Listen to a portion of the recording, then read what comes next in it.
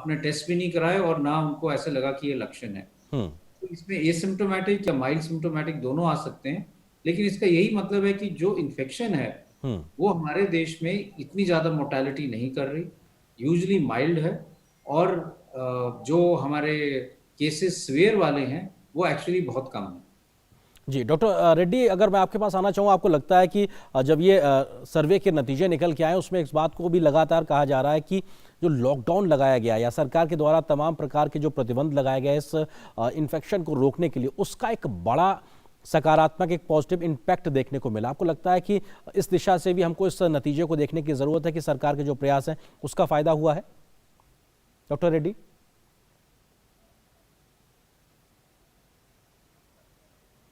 Doctor Reddy, आपकी आवाज़ हम तक नहीं आ रही। हम कोशिश करेंगे कि आपकी आवाज़ बेहतरी से हम तक पहुंचे। इस सवाल को लेकर मैं डॉक्टर गुलेरिया के पास जाता हूं। डॉक्टर गुलेरिया, लॉकडाउन जैसी जो कोशिशें सरकार ने की उसका कितना फ़ायदा इस प्रकार के नतीजों से निकल के आता है? तो लॉकडाउन से बहुत फायदा हुआ है और इससे दो फायदे हुए हैं। एक तो ये जो हम इस सीरो सर्वे से देख रहे हैं कि लॉकडाउन के कारण बीमारी इतनी ज़्यादा फैल नहीं पाई, और हमारे जो दिल्ली में भी सीरो सर्वेलेंस से ये निकला है कि लॉकडाउन से हम उसको कंटेन कर पाए। बहुत ज़्यादा लोगों में इन्फेक्शन नहीं हुआ और ऑलमोस्ट 77% जो लोग हैं वो प्रोटेक्टेड रहे। हम्म। और इससे ये मानना पड़ेगा कि लॉकडाउन से बहुत फायदा हुआ।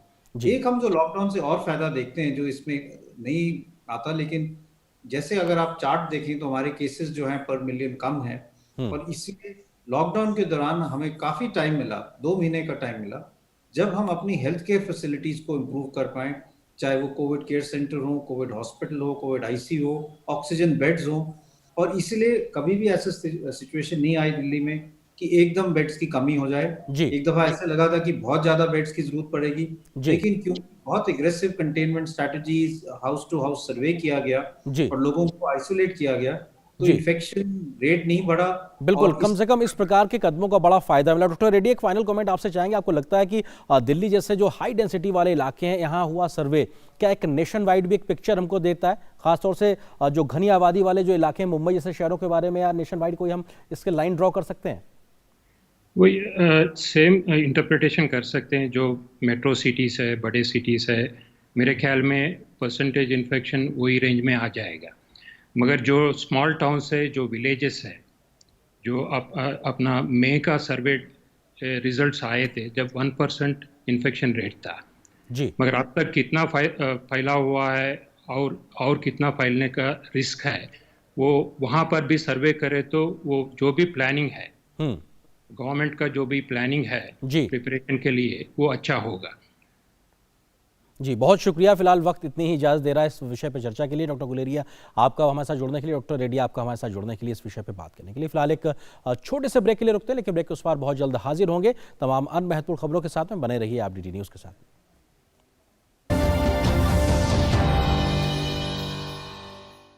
बहू कहाँ गई थी? अम्मा, आज UHND था ना, भाभी वहाँ गई थी। वो क्या हुए है?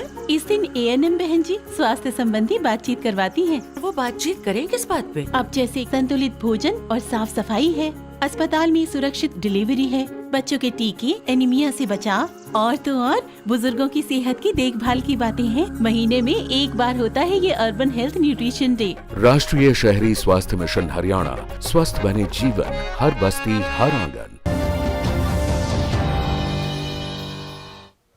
और इस छोटे से ब्रेक के बाद न्यूज़ नाइट में आप सभी का एक बार फिर से स्वागत है। स्वास्थ्य मंत्रालय के OSD राजेश भूषण ने बताया है कि देश में प्रतिदिन प्रति 10 लाख की जनसंख्या पर 180 लोगों की टेस्टिंग हो रही है। इसके साथ ही बड़े पैमाने पर टेस्टिंग कर पॉजिटिविटी रेट को पहले चरण में 10% और आगे 5% से कम करने के लक्ष्य को रखा गया है। भारत में हम 180 टेस्ट पर डे पर मिलियन पॉपुलेशन कर रहे हैं, लेकिन एक और जो महत्वपूर्ण बात है वो ये है कि ये जो पर मिलियन टेस्ट का मापदंड है, इसको पॉजिटिविटी के साथ जोड़कर देखा जाना चाहिए। केवल टेस्ट कर लेना ही पर्याप्त नहीं है। आपको ये टेस्ट इस स्तर पर 140 टेस्ट प्रतिदिन प्रति 10 लाख पॉपुलेशन करने हैं, ताकि आपकी पॉजिटिविटी घटकर 10% पर आ जाए पहले चरण में, और जारी रखना है इस स्तर की टेस्टिंग को, ताकि आपकी पॉजिटिविटी घटकर 5% या उससे कम हो जाए। So that is the ultimate aim. वहीं नीति आयोग के सदस्य वीके पॉल ने भी बताया है कि एम्स के सहयोग से देश के सभी डॉक्टरों के बीच कोरोना इलाज संबंधी नई जानकारियां और निर्देश को साझा करने के लिए एक प्लेटफॉर्म की शुरुआत की गई है। All India Institute of Medical Sciences ने Ministry of Health and Family Welfare और नीति आयोग के साथ मिलकर एक national clinical grand rounds on कोविड-19 का एक प्रोग्राम शुरू करना है कल से, जिसमें कि उम्मीद यह है कि उस रिमोट और वीडियो सिस्टम के साथ आउटरीच जो होगा वो हम उम्मीद करते हैं कि हर डॉक्टर जो जहां भी है हमारे देश में, बड़े शहर में, छोटे शहर में, कस्बे में, जहां भी वो काम कर रहे हैं, उनका जो बेस्ट प्रैक्टिसेस हैं, एविडेंस बेस्ड ट्रीटमेंट है कोविड-19 की, सीरियस मरीजों की, वो हम उनके सामने प्रस्तुत करें, क्योंकि ये इन्फॉर्मेशन बदलती रहती है। इसलिए एक प्रक्रिया चालू कर रहे हैं कि हम नेशनल ग्रैंड राउंड्स करेंगे, क्लिनिकल बातें करेंगे, और वो जो एक्सेस है वो बड़ी आसानी से हो सकती है। तो कोरोना के खिलाफ लड़ाई के बाद अब बात मौसम के मिजाज की। भारी बारिश से इन दिनों देश के कई जिलों में या कहा जाए राज्यों में कहर बरपाया हुआ है, जिसके चलते कई राज्यों के लाखों लोग प्रभावित हुए हैं। बिहार और असम जैसे राज्य बाढ़ से सबसे ज़्यादा प्रभावित हैं, तो वहीं दिल्ली सरीखे देश के कई शहरी इलाके भी भारी बारिश की मार इन दिनों झेल रहे हैं। देश के कई हिस्सों में बारिश का कहर जारी है। सबसे ज्यादा असर असम और बिहार में देखा जा रहा है। बिहार में सीतामढ़ी, शिवहर, सुपौल, किशनगंज, दरभंगा, मुजफ्फरपुर, गोपालगंज, पूर्वी और पश्चिमी चंपारण में बाढ़ का असर सामान्य जनजीवन पर हो रहा है। वहीं असम में जोरहाट, तेजपुर, गुवाहाटी, ग्वालपाड़ा, धुबरी में ब्रह्मपुत्र और इसकी सहायक नदियां खतरे के निशान से ऊपर बह रही हैं। राज्य के 24 जिलों में 24 लाख लोग अब भी प्रभावित हैं। 2 और लोगों के डूबने से मरने वालों की संख्या 87 हो गई है। भूस्खलन से अब तक 27 लोगों की जान जा चुकी है। पिछले 24 घंटे में बाढ़ की स्थिति में कोई सुधार नहीं है। असम के मुख्यमंत्री सर्बानंद सोनोवाल ने प्रभावित इलाकों का दौरा किया। दूसरी ओर अगर बिहार की बात करें तो नेपाल ने बिहार की परेशानी बढ़ा दी है। यहाँ नेपाल में भारी बारिश के बाद गंडक नदी में करीब 4.5 लाख से ज्यादा क्यूसेक पानी छोड़ने की आशंका बढ़ गई है, जिसको लेकर गोपालगंज में भी हाई अलर्ट जारी किया गया है। अभी तक जो हमारे मैक्सिमम इस बार पानी आया है वो 3,39,000 क्यूसेक आया है, तो उससे करीब 1 लाख से ज्यादा और पानी उससे ज्यादा पानी आने की संभावना है। बिहार में मौसम विभाग ने 7 जिलों सारण, भोजपुर, औरंगाबाद, रोहतास, मुजफ्फरपुर, नालंदा और नवादा जिलों के लिए एक नया अलर्ट जारी करके वज्रपात और तेज बारिश की चेतावनी दी है और लोगों को सावधान रहने को कहा है। उधर मेघालय में भी बारिश ने कहर मचा रखा है। गृह मंत्री अमित शाह ने मेघालय के मुख्यमंत्री कोनराड संगमा से बात की और उन्होंने राज्य में बाढ़ की स्थिति से निपटने में हर संभव मदद का आश्वासन दिया। शाह ने राज्य के पश्चिमी गारो पर्वतीय क्षेत्र में बाढ़ के कारण लोगों की मौत पर शोक भी जताया। दिल्ली में बारिश के कारण कुछ जगहों पर जल भराव देखा गया। उत्तराखंड के हरिद्वार में हर की पैड़ी के पास ट्रांसफार्मर में बिजली गिरने से एक दीवार को नुकसान हो गया। वहीं राज्य के पर्वतीय जिलों में बारिश के कारण नदियां उफान पर हैं। News night desk, DD news. और अब बात राजस्थान की। राजस्थान उच्च न्यायालय ने कांग्रेस के 19 बागी विधायकों द्वारा विधानसभा स्पीकर के नोटिस के खिलाफ दायर याचिका पर फैसला 24 जुलाई तक के लिए सुरक्षित रख लिया है। इसके साथ विधानसभा अध्यक्ष को बागी विधायकों पर किसी भी तरह की कार्रवाई को 24 जुलाई तक स्थगित करने का आग्रह किया गया है, जिसे विधानसभा अध्यक्ष की ओर से स्वीकार कर लिया गया है। गौरतलब है कि पिछले गुरुवार से इस मामले पर सुनवाई चल रही है। मंगलवार दोपहर 12 बजे दोनों पक्षों की ओर से बहस पूरी होने के बाद अदालत ने इस मामले में 3 अन्य स्वतंत्र पक्षकारों को भी सुना। मुख्य न्यायाधीश इंद्रजीत मोहंती और न्यायाधीश प्रकाश गुप्ता की डिवीजन बेंच ने दोपहर बाद कहा कि इस याचिका पर फैसला 24 जुलाई को सुनाया जाएगा।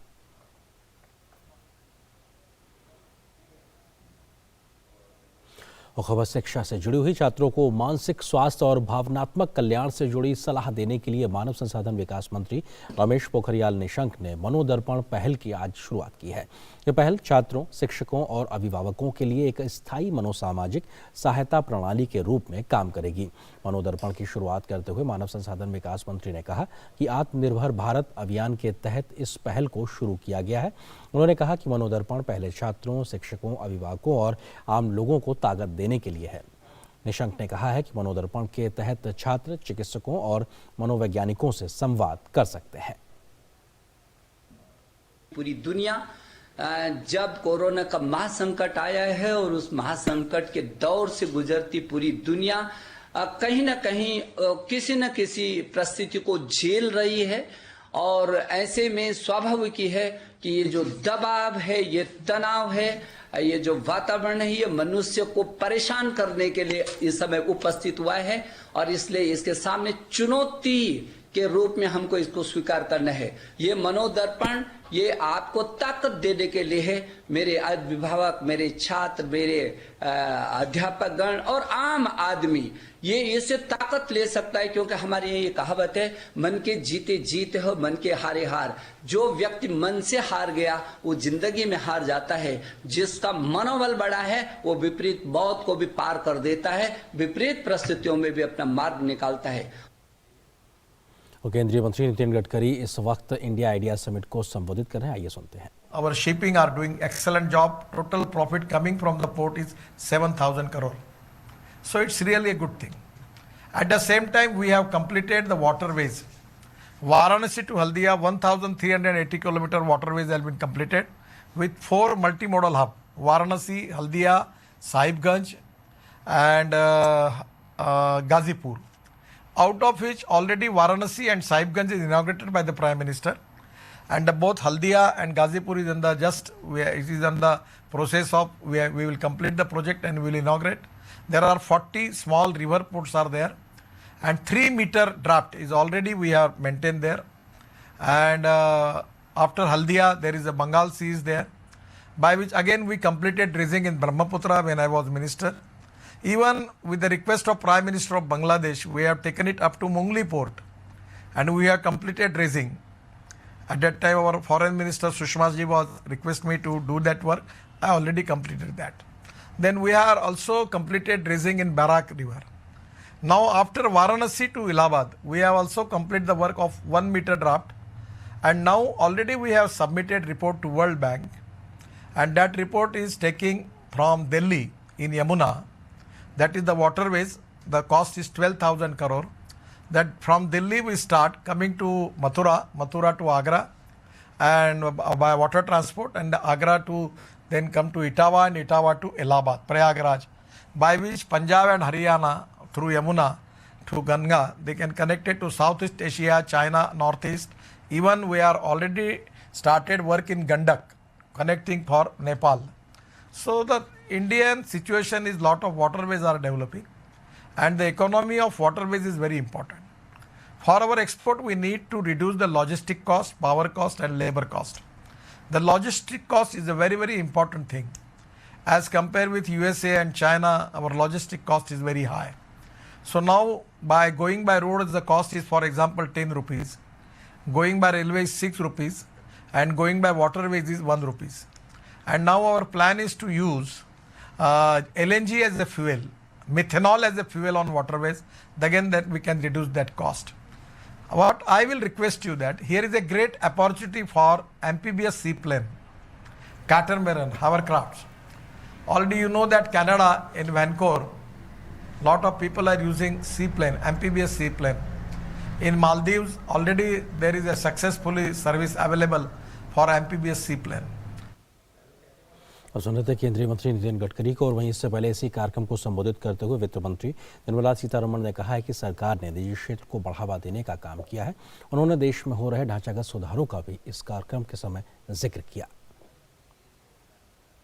In India, there is no sector which is reserved for public sector alone to be present. We have announced that we will have a list of strategic sectors, which will be only a select few, and in only them will there be private sectors, public sector remaining. In other words, in every sector, private sector will be, every sector of economic activity, private sector will be invited.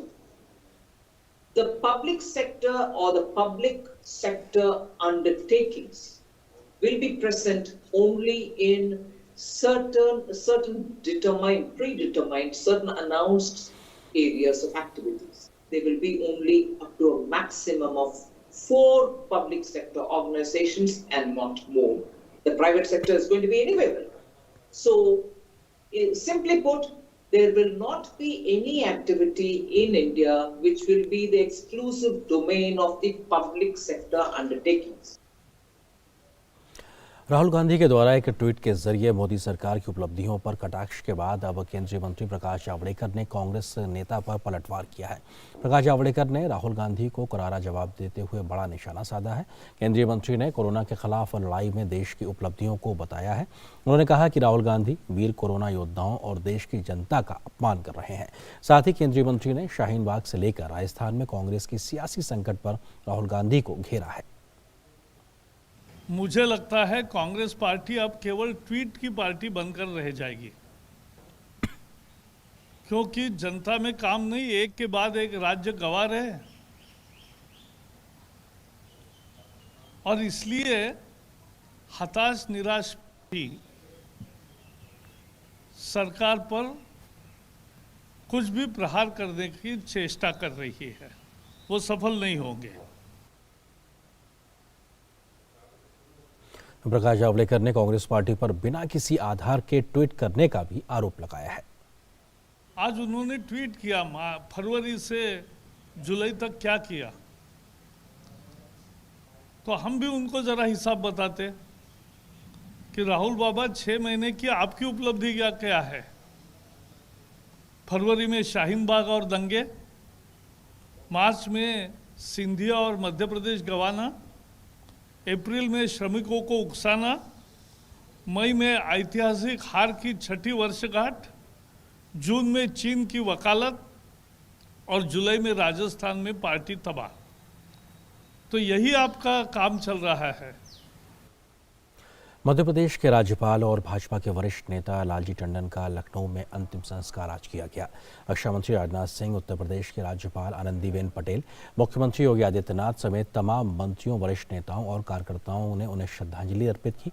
अंतिम संस्कार के मौके पर रक्षा मंत्री राजनाथ सिंह, प्रदेश की राज्यपाल आनंदीबेन पटेल और मुख्यमंत्री योगी आदित्यनाथ के साथ ही प्रदेश के तमाम बड़े नेता और मंत्रीगण भी मौजूद रहे। इस अवसर पर उन्हें गार्ड ऑफ ऑनर दिया गया। उनके निधन पर प्रदेश में 3 दिन के राजकीय शोक का ऐलान किया गया है।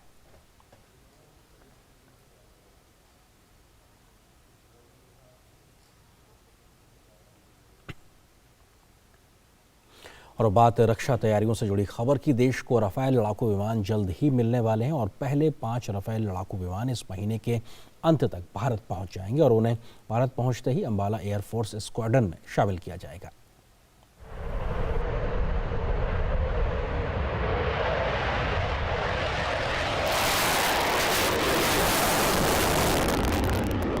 पहले 5 Rafale omni role fighter jet India में आ रहे हैं जुलाई के अंत में और ये एक स्क्वाड्रन में शामिल होकर ऑपरेशनलाइज होंगे अंबाला एयरफोर्स बेस पर।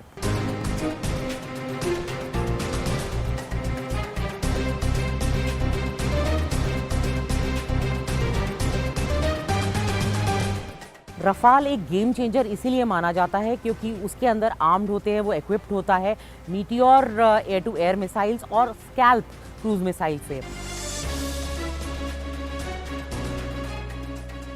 पिछले साल रक्षा मंत्री राजनाथ सिंह ने मेरिन्याक फ्रांस में अक्टूबर में पहले रफाल को फॉर्मली एक्सेप्ट किया था। हालांकि ये 5 रफाल्स इंडिया में मई में आने थे, लेकिन कोरोना वायरस पैंडेमिक की वजह से ये 2 महीने से डिले हो गया। इंडियन एयरफोर्स के पायलट्स, ग्राउंड क्रू और इंजीनियर्स ऑलरेडी ट्रेनिंग ले चुके हैं फ्रांस में रफाल्स पर और इनके जो वेपन सिस्टम्स हैं जैसे कि मिसाइल्स, जैसे कि मीटियोर, स्कैल्प और बाकी स्पाइस बॉम्ब्स एक्सेट्रा, ये सारे भी इनकी डिलीवरी इंडिया में हो चुकी है।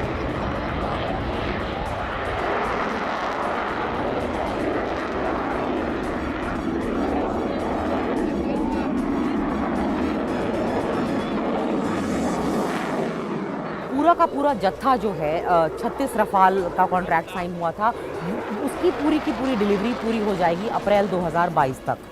रफाल इसीलिए गेम चेंजर माना जाता है क्योंकि ये इंडिया को एक डिसाइसिव एज देगा दुश्मनों पर, क्योंकि इसके अंदर इंजन के अंदर कैपेबिलिटी है कि ये कोल्ड स्टार्ट कैपेबिलिटी रखता है, यानी कि लद्दाख जैसी हाई एल्टीट्यूड जगह से भी ये टेक ऑफ कर सकता है और इंडिया को एक सिग्निफिकेंट एज देगा औरों से। कैमरा पर्सन सुमित नौडियाल के साथ नई दिल्ली से मैं नंदिता डागर, डीडी न्यूज़ के लिए।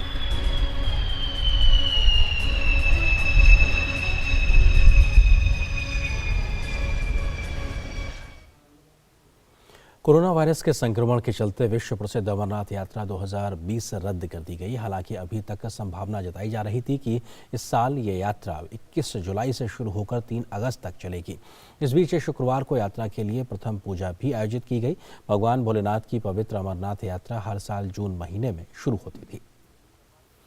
और इस खबर पर अधिक बातचीत करने के लिए हमारे सहयोगी संवाददाता सलमान काजी हमारे साथ में फोन लाइन पे मौजूद है। सलमान, क्या बड़ी वजह रही जिसकी वजह से क्योंकि इस यात्रा को रद्द करना पड़ा? क्योंकि पहले संभावना थी कि कम दिन ही सही लेकिन यात्रा रहेगी। देखिए, सबसे जो बड़ा रीजन था कि इसको कैंसिल करना पड़ा वो ये था कि जो है कि ट्रांसमिशन ऑफ कोविड-19 और उससे कैसे लड़ा जाए, उसके प्रोटोकॉल्स और उसके SOPs को कैसे रखा जाए। आपको पता होना चाहिए कि जो लेटेस्ट डेटा जो कश्मीर में है वो अराउंड 15,000 केसेस हो चुके हैं यहाँ पे, जिनमें से अभी तक अराउंड 250 डेथ्स भी हुई हैं। तो डेफिनेटली जो आज की जो श्राइन बोर्ड की आज की मीटिंग थी, जो लेफ्टिनेंट गवर्नर हैं वो चेयरमैन हैं श्री अमरनाथ श्राइन बोर्ड के, और उनकी मीटिंग थी जिसमें कि CEO भी थे और जो स्टेट के चीफ सेक्रेटरी BVR सुब्रमण्यम वो भी थे। तो फैसला लिया गया कि जो कोविड-19 है उसके ट्रांसमिशन को देखते हुए और इसकी वजह से प्रिकॉशन के तौर पे इस साल की जो यात्रा है वो नहीं की जाएगी। हालांकि ऑफिशियली इसको इनॉग्रेट किया था 5 जुलाई को। जी सलमान, एक चीज़ समझना चाहते हैं कि क्या जो आरती है उसके लिए कुछ व्यवस्थाएं की गई हैं? उसका भी कुछ लाइव टेलीकास्ट होगा, जो डेली आरती होती है उसको लेकर कुछ व्यवस्थाएं या कुछ अभी जानकारी? हाँ, इनफैक्ट अभी तो ये 5 जुलाई से चल रही हैं उसकी आरतियाँ, जिसका लाइव टेलीकास्ट हो रहा है DD कशीर पे, जो कि दूरदर्शन की ही चैनल है।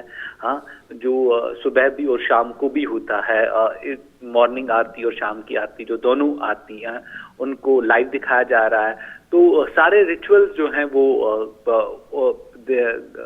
किए जाएंगे, लेकिन यात्रियों को नहीं आने दिया जाएगा क्योंकि खतरा है कि इससे कोविड-19 फैलेगा, और इसलिए कहा गया कि ये रिचुअल्स किए जाएंगे लेकिन यात्रियों को नहीं आने दिया जाएगा। शुक्रिया सलमान इस बातचीत और अपडेट्स के लिए हमारे साथ जुड़ने के लिए। और अब नजर डालते हैं देश भर की कुछ और महत्वपूर्ण खबरों पर फटाफट अंदाज में।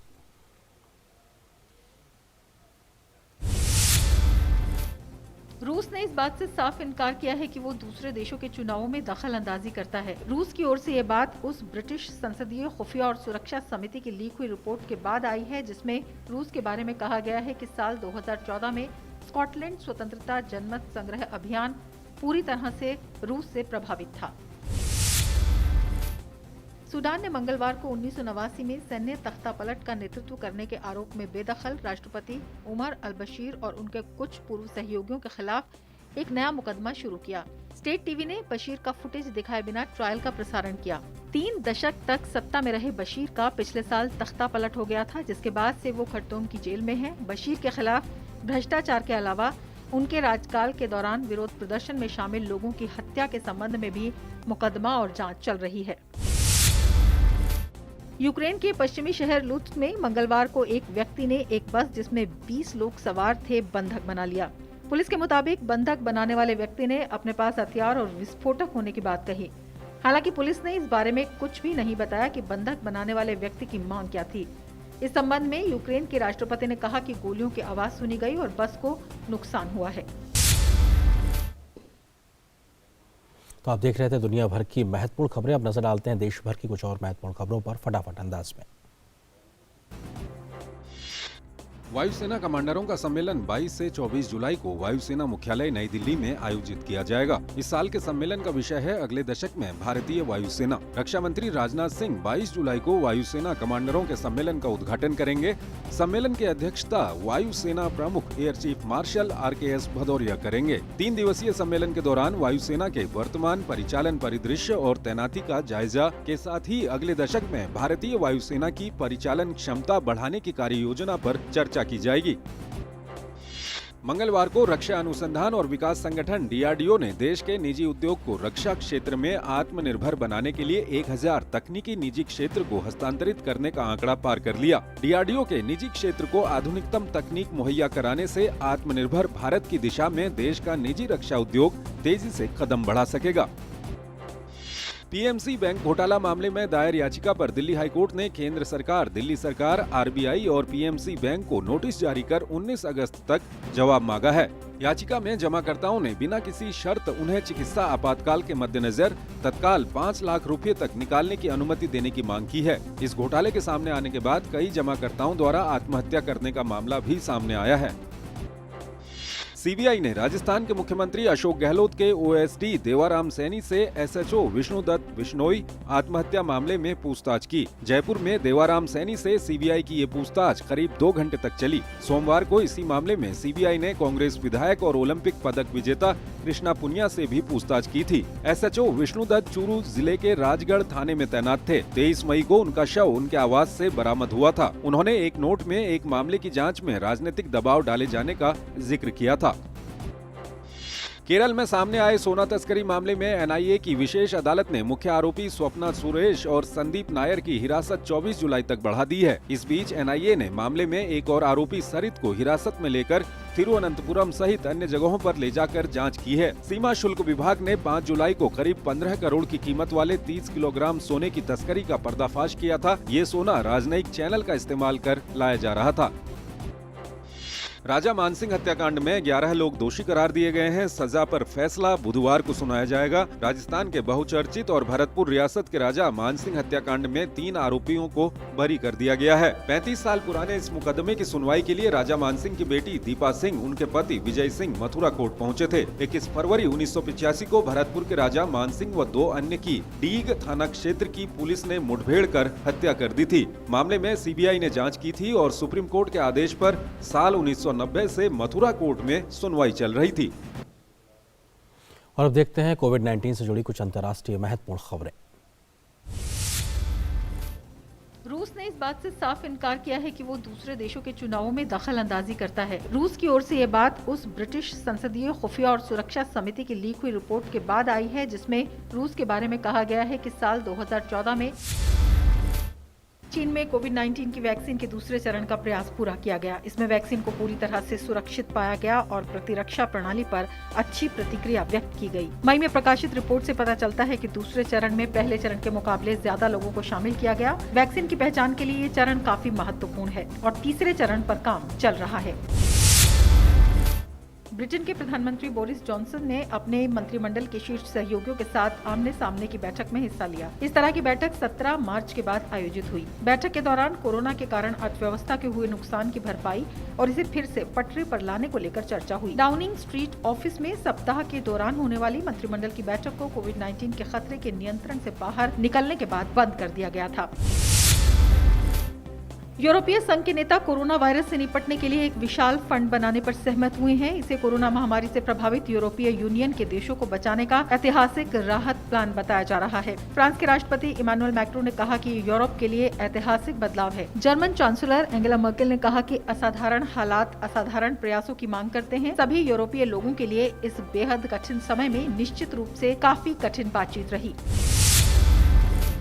विश्व स्वास्थ्य संगठन के महानिदेशक ने कहा है कि विश्व में लोगों की खुशहाली के लिए राजनीतिक नेताओं को कोविड-19 की वैक्सीन सभी के लिए उपलब्ध कराने के लिए काम करना चाहिए। उन्होंने कहा कि टीका सभी तक पहुंचे, इसके लिए राजनीतिक प्रतिबद्धता जरूरी है।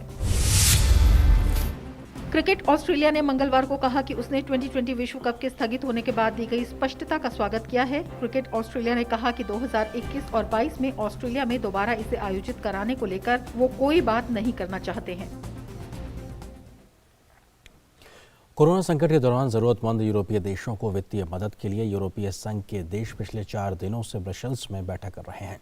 2 दिनों की यह बैठक सहमति न बन पाने की स्थिति में चौथे दिन भी चली है, लेकिन कुछ खास नतीजे अब भी दिखाई नहीं दे रहे हैं। बैठक में शामिल देशों के बीच के मतभेदों को कम करते हुए कल इस बैठक के अध्यक्ष ने एक नया प्रस्ताव रखा है। जिस पर सदस्य देशों की सहमति बनने की उम्मीद जताई जा रही है। दरअसल इस बैठक में यूरोपीय संघ के 27 देश 750 बिलियन यूरो के रिकवरी फंड को लेकर चर्चा कर रहे हैं। जर्मनी और फ्रांस अर्थव्यवस्था को बचाने के लिए वित्तीय मदद देने के पक्ष में है, जबकि ऑस्ट्रिया, नीदरलैंड, स्वीडन, डेनमार्क और फिनलैंड चाहते हैं कि मदद की राशि ज़्यादा से ज़्यादा ऋण के रूप में दी जाए, दान के रूप में नहीं। बहरहाल तमाम मतभेदों के बावजूद बैठक में फ्रांस के राष्ट्रपति इमैनुअल मैक्रों और जर्मनी की चांसलर एंजेला मर्केल इस मकसद के लिए काफ़ी सकारात्मक रुख अपना रहे हैं और उन्हें उम्मीद है कि जल्द ही कोई ठोस परिणाम सामने आ जाएंगे। इस बीच यूरोपीय सेंट्रल बैंक की अध्यक्ष क्रिस्टीना लेगार्ड ने कहा है कि देशों को जल्दबाजी में कोई फैसला नहीं करना चाहिए।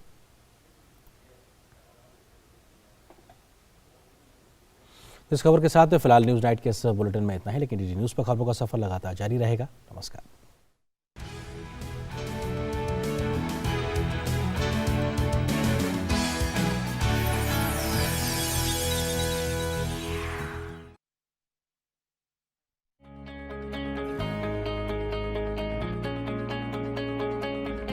राशन कार्ड के डिजिटाइजेशन, राशन के वितरण के ऑनलाइन हो जाने और राशन की दुकान पर आधार ऑथेंटिकेशन के जरिए से संभव हो पाई पोर्टेबिलिटी। कुछ राज्यों ने राशन कार्ड की राज्य स्तरीय पोर्टेबिलिटी लागू की है। अब इन राज्यों के लाभार्थी राज्य के किसी भी राशन की दुकान से राशन ले सकते हैं। पहले अपनी दुकान पर से राशन लेते थे, काफ़ी भीड़ का सामना करना पड़ता था। अब नगर में अच्छी सुविधा हो गई है, जो हम दुकान हमारा बंद भी रहता है तो हम कहीं भी किसी भी दुकान से राशन ले सकते हैं। यानी अगर लाभार्थी चाहे तो अपने राशन की दुकान बदल सकता है। इसका सबसे बड़ा फायदा हुआ उन लाभार्थियों को जिन्हें काम ढूंढने के लिए एक जगह से दूसरी जगह जाना पड़ता था। यानी अगर लाभार्थी चाहे तो अपने हिस्से का कुछ राशन अपने काम की जगह ले सकता है, जबकि उसका परिवार बाकी राशन अपने गांव में ले सकता है। पोर्टेबिलिटी के बाद अब दुकानदारों की मनमानी खत्म हो गई है। जहां से हम पहले राशन लेते थे उनका व्यवहार बिल्कुल भी सही नहीं था। नई सुविधा चलने के बाद अब हम यहां से राशन लेते हैं और हमें सही समय पर राशन मिल जाता है। अब हमें कोई भी परेशानी नहीं है। जब से पोर्टेबिलिटी की सुविधा उपलब्ध हुई है, हमारे सारे राशन डीलरों में वितरण के लिए कंपटीशन बढ़ गया है। हर डीलर अधिक से अधिक वितरण करना चाहता है और कार्डधारी को भी कोई समस्या नहीं हो रही है। हालांकि ये सुविधा अभी कुछ राज्यों में ही ली जा सकती है, लेकिन इसे पूरे देश में लागू करने की कोशिश की जा रही है, ताकि देश के हर नागरिक को ये सुविधा मिले कि वो अपने राशन कार्ड की सुविधा देश के किसी भी राज्य में ले सके।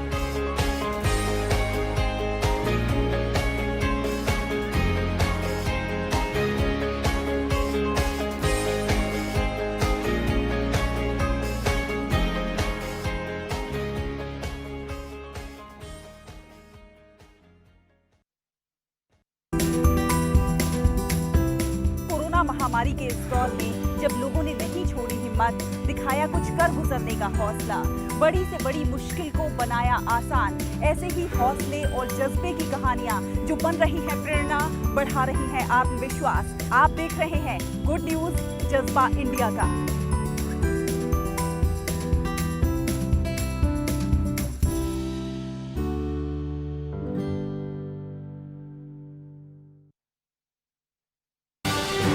मन की बात।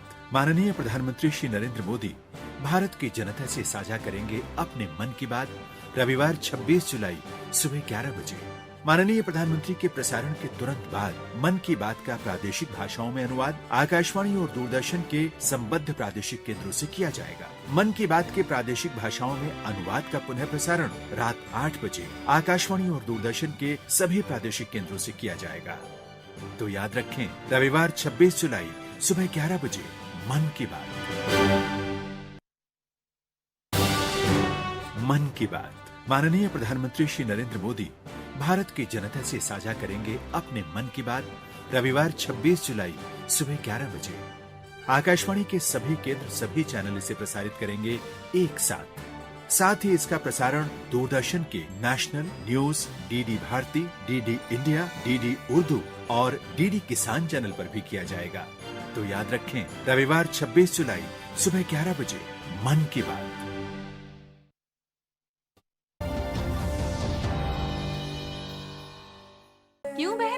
मिल गई ना खबर कैंप की। हाँ आशा, तू तो वहाँ मेरी नजर का इलाज करवा। नजर ही नहीं चाची, नाक, कान, त्वचा, शुगर, बीपी या कोई यौन रोग हो, सेहत और इलाज की मुफ्त सुविधा अब हमारे घर पर ही आ गई है।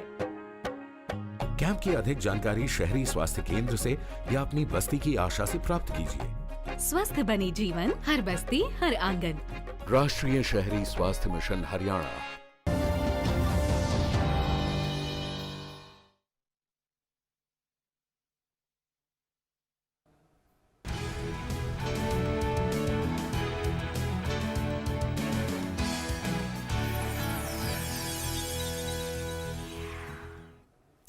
Hello and welcome. I'm Ramesh Ramachandran and you're watching News Night here on DD India and